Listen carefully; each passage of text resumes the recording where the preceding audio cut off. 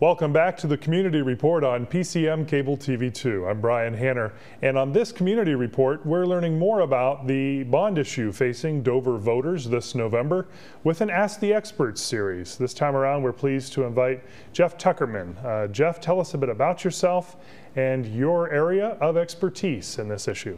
Well, I'm a Vice President of Facility Planning for Hanner Construction, and we're the regional planning consultants for the School Facilities Commission. We assist the planning managers in providing services with the school districts to help develop the master plans for those districts that are entering the program, and we've been assigned to Dover and been working with them for the last couple of years. Well, Jeff, tell us a bit about your personal experience. How many schools have you been involved in this planning process with? Well, I actually started my career in school construction back in 1999.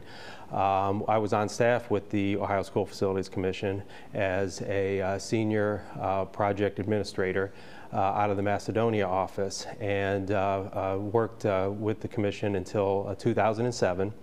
Through that period, the Northeast office did more than $1 billion worth of master planning and school construction out of that office alone. So I have about 8 years experience on staff with them through the planning and the implementation phase of the project, and some of the projects that I was assigned to, Canton City, East Cleveland, Cleveland Municipal, so some large districts as well as small districts. Well, Jeff, tell us a bit about why Dover is in a position with the Exceptional Needs Program to fund new construction, but the state of Ohio isn't interested in funding a renovation project. We would be essentially on our own as Dover taxpayers to do that. Right. Well, the Exceptional Needs Program is an application-based program where the commission receives applications every year. In fact, the application process is opened up right now for 2012.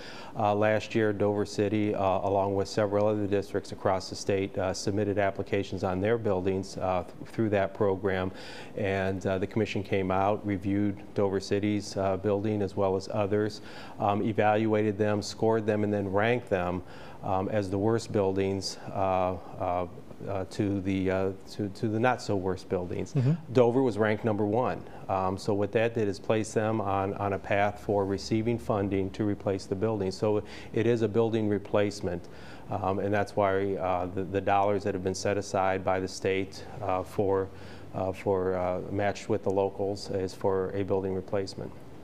With your vast experience, you've seen schools really succeed when they're placed in a new construction environments, and probably seen some of the challenges that schools face when they opt not to build new but to renovate. Tell us about those. Well, there's more risk. Public construction is a risk adventure, but there is more risk inherent with the renovation project versus building new. With building new, really the only risk that you have is with the site. You do your due diligence, obviously, with soil borings to ensure that you know what's underneath the ground for your foundation bearing capacity.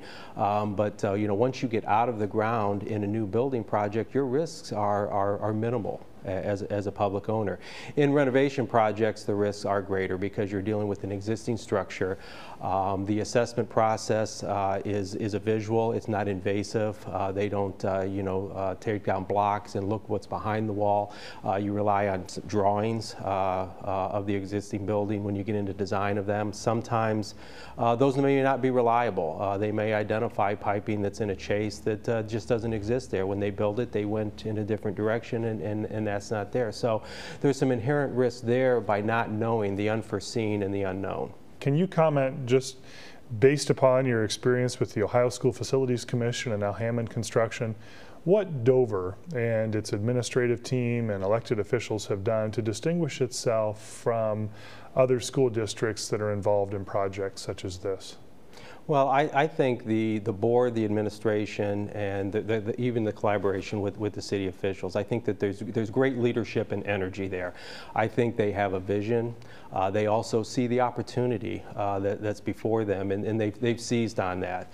You know, the state doesn't, they don't come to you necessarily and say, you need to do this, but the opportunities are out there. They saw that, they sought it out, and they've shown great leadership and energy in pursuing that. And their process throughout the whole venture has been very good. It's very structured, it's very thoughtful, and I think that to sum it up in a word again, I think it would be leadership. Jeff Tuckerman, any other expertise to lend or comments to share? Since 1999 to 2011, one of the things that the Commission does is they do update their cost sets every year. And from 99 to 11, the cost of construction for building schools in Ohio and renovating schools has gone up 48.18%. So that gives you an idea that as time goes on, your facility needs are going to become greater because your buildings are getting older, you're continuing to use them, and the costs to meet your capital needs are also increasing. With that, we thank you. We congratulate you on a career of public service with our schools that is worthy of praise. We thank you for that. And we'll be back with more after this timeout. You're watching the Community Report here on PCM Cable TV 2.